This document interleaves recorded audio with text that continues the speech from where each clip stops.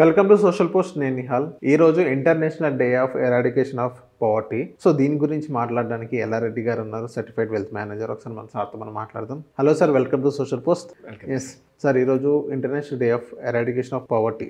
So అసలు ఇదే రోజునే ఎందుకు పెట్టారు సార్? యాక్చువల్లీ దానికన్నా ముందు అసలు ఎరాడికేషన్ అంటే ఏంటో ఒకసారి చూద్దామండి.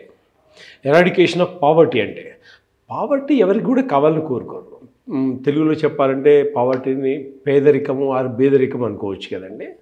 సో అది ఎవరు కావాలని కోరుకోరు. దానికి సో మెనీ రీజన్స్ ఉంటాయి. బట్ అన్నిటికన్నా ముఖ్యంగా ఏంటి అంటే చాలామంది ఏమనుకుంటున్నారంటే నాకు ఇన్కమ్ లేదు కాబట్టి నేను పావర్టీలోకి వెళ్ళాను అనుకుంటారు. సఫిషియెంట్ ఇన్కమ్ లేదు కాబట్టి అదే సైకిల్లో మూవ్ అవుతున్నాం కాబట్టి పావర్టీ అనేది అంటే బేదరికం అనేది అనుభవిస్తున్నాను అనుకుంటారు. బట్ దానికే కాదండి, చాలామంది మంచి మంచి ఇన్కమ్ తీసుకుంటున్న వాళ్ళు కూడా ఆ స్టేజ్కి వెళ్ళిపోతారు. ఆ కారణాన్ని ఒక 2-3 మనం డిస్కస్ చేద్దాం. ఫస్ట్ ఆఫ్ ఆల్ అన్నిటికన్నా ఫైనాన్షియల్ ప్రొటెక్షన్ అనేది చాలా ఇంపార్టెంట్. నేను ఈరోజు సంపాదిస్తున్నాను, ఆ ప్రొటెక్షన్ ఏమైనా ఉందా? చాలామంది దాని గురించి ఆలోచించరు. ఇంకొకటి, కరెక్ట్గా ప్లాన్ చేస్తున్నామో ఫ్యూచర్కి, అది కూడా ఉండదు. ఏదో ఈరోజు సంపాదిస్తున్నాము, ఖర్చు అయిపోతుంది, మళ్ళీ నెక్స్ట్ మంత్ వచ్చేస్తే మనం ఎర్నింగ్ స్టేజ్ మనకి ఎంతకాలం ఉంటుందండి? 30 years ఉంటుంది. 30 years అంటే 360 నెలల పాటు మనం సంపాదిస్తాం. ఆ తర్వాత 360 నెలలు మనం బతికుండాలా వితౌట్ ఇన్కమ్. ఇదేంటంటే ప్లానింగ్. ఫస్ట్ ప్రొటెక్షన్కి వెళ్దాం. ప్రొటెక్షన్ అంటే యాక్చువల్లీ సడన్గా ఎవరైనా హాస్పిటల్లో జాయిన్ కావాల్సి వచ్చింది. ఈ రోజుల్లో ఒక 10 లక్షల రూపాయలు 2 లక్షల నుంచి ఒక 10 లక్షల దాకా ఖర్చు అయింది అనుకుందామండి. ఒక నార్మల్ 30, 40, 50,000 ఆర్ 1 lakh రూపీస్ సంపాదించే అతనికి రికవర్ కావడానికి ఎంత టైం పట్టింది? సో అల్టిమేట్గా ఎక్కడి నుంచి అప్పు తీసుకొస్తారు, ఇంట్రెస్ట్ ఇవన్నీ కట్టేపాటికి he will be in to the poverty almost. 1 lakh rupees సంపాదించాలి, ఓకే పర్వాలేదు, కొద్ది గొప్ప రికవర్ అనేది షార్ట్ టర్మ్లో ఉంటుంది.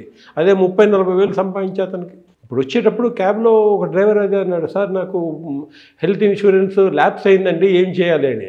అర్జెంటుగా కార్ ఆఫీస్కి వెళ్ళిపోయి రెన్యూ చేసుకొని రా అని చెప్పాను అనమాట. అంత ఇంపార్టెంట్ అది. సడన్గా ఫ్యామిలీకి ఏమైనా అయిందనుకోండి, నెక్స్ట్ డే నుంచి ఆలోచించండి సీన్ ఎలా ఉంటుందో. So he will be in to the poverty. అంటే ఆ చిన్న జాగ్రత్త తెలియకపోవడము, నాకేమైందిలే అనుకోవడమా, లేకపోతే తెలియకపోవడమా, ఆ ఇన్ఫర్మేషన్ సరిగ్గా క్యాప్చర్ చేసుకోలేకపోవడమా, in to the poverty. Number 2, security. ఇంతకుముందు సేఫ్టీ, హెల్త్ ఇన్సూరెన్స్ కంపల్సరీ ప్రతి ఒక్కరికి సఫిషియెంట్ ఉండి తీరాల్సిందే. దీనిలో కూడా 2 రకాలు వచ్చినాయి. ఒకటేమో బేస్ ప్లాన్, మేబీ ఒక 5 lakh or 10 lakh తీసుకోండి. ఇంకొక టాపప్ ప్లాన్ అని ఇంకోటి వస్తుంది. 1 crore టాపప్ ప్లాన్కి hardly 10,000 rupees you have to pay. ఏమన్నా అయినాయి ఫ్యామిలీలో, ఏమైనా 10 లక్షలు 20 లక్షలు 30 లక్షలు అలాంటి ఖర్చు ఏమన్నా వచ్చినా ఇల్లు అమ్మాల్సిన అవసరం లేదు, ఆస్తులు అమ్మాల్సిన అవసరం లేకుండా గెటాన్ కావచ్చు. Hardly 10,000 rupees for 1 crore top up ప్లాన్కి. చాలా మందికి తెలియదు. నాకు 5 లక్షలు ఉందండి, 10 లక్షలు అయితే 20 లక్షలు అయితే, అందుకని టాపప్ ప్లాన్ ఉండి తీరాల్సిందే. That is safety. Number 2, security. Term plan ఎంతమంది ఉంది? ఆల్మోస్ట్ ఇంతకుముందు లైఫ్ ఇన్సూరెన్స్ ఎల్ఐసి ఉన్నాయి, వేరే కంపెనీస్ ఉన్నాయి, they are doing very good job, ఎంతో కొంత తీసుకుంటున్నారు. బట్ సఫిషియంట్ లైఫ్ ఇన్సూరెన్స్ ఎంతమందికి ఉంది?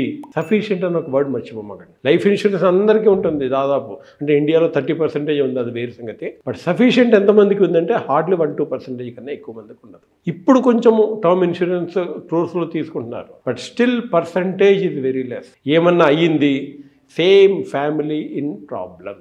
ఏదైనా ఇన్సిడెంట్ జరిగి ఎవరన్నా పోయినప్పుడు బయట డిస్కస్ చేసుకుంటూ ఉంటారు, ఇన్సూరెన్స్ ఏమన్నా ఉందంట అని. అప్పుడు దాకా ఎవరు మాట్లాడరు, మళ్ళీ అప్పుడు మాత్రం డిస్కషన్ అదే వస్తుంది బయట. మీరు వినే ఉంటారు, డెత్ అయ్యి బయట మాట్లాడుకున్నప్పుడు మాట్లాడే ఏమైనా ఉందా ఇన్సూరెన్స్ అని మాట్లాడుకుంటుంటారు. అంటే ఇన్సూరెన్స్ ఉండాలి అని అందరికీ తెలుసు, సఫిషియెంట్ ఉందా లేదా తెలియదు. అంటే ultimately it leads to the poverty or not. ఒక ఫ్యామిలీ పోయిద్దండి, చిల్డ్రన్స్ ఉన్నారంటే childrens rest of the life. అంత ఈజీ కాదండి రికవర్ కావడము. ఒక 10 లక్షలు ఈరోజు ఎవరికైనా 30,000-40,000 రూపాయలు సంపాదించే వాళ్ళకి ఒక 10 లక్షల రూపాయలు డెట్ వచ్చింది అంటే అంత ఈజీ కాదు మళ్ళీ రీకోప్ కావడానికి. సో కంపల్సరీ ఉండి తీరాల్సిందే. అండ్ ఇన్వెస్ట్మెంట్ ప్లాన్స్, ఎస్ఐపి ఎంతమందికి తెలుసు? ఈ రోజుల్లో హార్డ్లీ 5 crore పీపుల్ మాత్రమే ఉందండి. 5% మాత్రమే ఈరోజు ఎస్ఐపి గురించి తెలుసు. మిగతా వాళ్ళందరూ అదే వేరే కంట్రీ చేసుకుంటే జీడిపికి ఆల్మోస్ట్ 100% ఉంది, మన దగ్గర ఏమీ లేదు. ఎస్ఐపి అంటే ప్రాపర్ ఇన్వెస్ట్మెంట్ ప్లాన్. మొన్న మా ఫ్రెండ్ ఒక ఆయన చెబుతున్నాడు, 70 మంచి ఎంఎన్సీ కంపెనీలో పనిచేసే వాళ్ళ ఒక పర్సన్ వచ్చేసి నాకు at the age of 72 years నాకు జాబ్ చూడవా అని అడిగాడంట. How pity it is. మంచి కంపెనీలో ఉండి మంచి కంపెనీలో జాబ్ చేసి ఆ ఏజ్లో అది అవసరం వచ్చింది అంటే నో ప్రాపర్ ప్లానింగ్. ఏదో ఈ రోజుకి బతికేస్తున్నాము. నో, ఎవరి లైఫ్ అండి అల్టిమేట్గా మందే కదా. సో అది కరెక్ట్ ప్లాన్ చేయడం అనేది ఇంపార్టెంట్. సో ఈ రోజుని ప్రొటెక్ట్ చేసుకోండి and also invest for your future. Disciplined మ్యాటర్లో కంపల్సరీ ఉండి తీరాల్సిందే. అప్పుడు మాత్రమే పావర్టీని దగ్గరికి రానివ్వకుండా ఉంటుంది. అందుకు ఈ అవేర్నెస్ కోసము ఇంటర్నేషనల్లీ మనకి ఈ అవేర్నెస్ డే అని దాని గురించి మాట్లాడతారు. 1-10 మంది మనలాంటి వాళ్ళ ఉద్దేశంతో ఒక డేని పెట్టారు. లేకపోతే మనం ఈరోజు మాట్లాడుకునే వాళ్ళం కాదు. అవును. ఎందుకంటే చాలా కంట్రీస్లో పావర్టీ అనేది మెయిన్ ప్రాబ్లం అండి. నిన్నే చూశాను టాప్ 10 పావర్టీ కంట్రీస్ అని చూసుకుంటూ ఉంటే చాలా బాధేసింది. కొన్ని ఫొటోస్ చూసుకుంటూ ఉంటే ఇండియాలో కూడా చాలా ఆల్మోస్ట్ 5% పీపుల్ బిలో బీపీఎల్లో ఉన్నారు. ఆ పావర్టీ కంట్రీస్లో ఏదైతే కొన్ని కంట్రీస్ అని మీరు అనుకుని చూసారు ఫొటోస్, ఆ పావర్టీ కంట్రీస్లో అలాంటి ఇక్కడ ఇండియాలో ఉన్న ఏదైతే ఎస్ఐపిస్ కానీ మ్యూచువల్ ఫండ్స్ కానీ అక్కడ లేదా సార్ అక్కడ? సో అక్కడ మనం ఇంటర్నేషనల్ లెవెల్లో మనం వెళ్తే అక్కడ కూడా ఏదో ఒక ప్లాన్ ఉంటుందండి. బట్ మెయిన్లీ పొలిటికల్ రీజన్స్ తోటి, political instability of the government తోటి అక్కడ మెయిన్ ప్రాబ్లం. బట్ ఇండియాలో లక్కీగా అలాంటి ప్రాబ్లం ఏం లేదు. స్టిల్ కొంతమంది ఉన్నారు అంటే ల్యాక్ ఆఫ్ డిసిప్లిన్. అవును. ఇండియాలో I think BPL below BPL చాలా తక్కువ మంది ఉన్నారు.